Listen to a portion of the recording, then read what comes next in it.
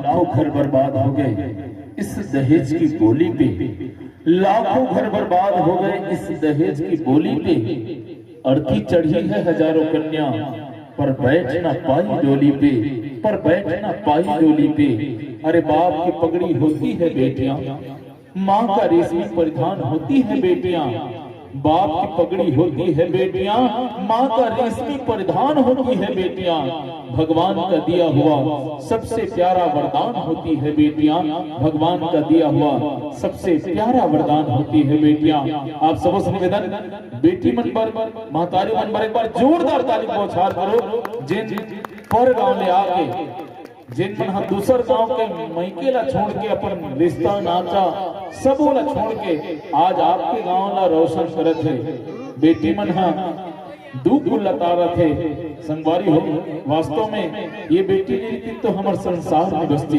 अरे कंगर रोली का श्रृंगार नहीं होता, रक्षाबंधन और भाई दूज का त्योहार नहीं होता। रह जाते हमारे और आपके घर सुने सुने, रह जाते हमारे और आपके घर सुने सुने। गरीब बेटियों का हमारे घर अवतार न होता, गरीब बेटियों का हमारे घर अवतार न होता। एक बार जोरदार ताली बौछार करो हमारे बेटी मन पर, जिन पर गांव आके अपन मैके ला छोड़ के हमारे गांव के रोशन करत थे, नाम जगावत थे।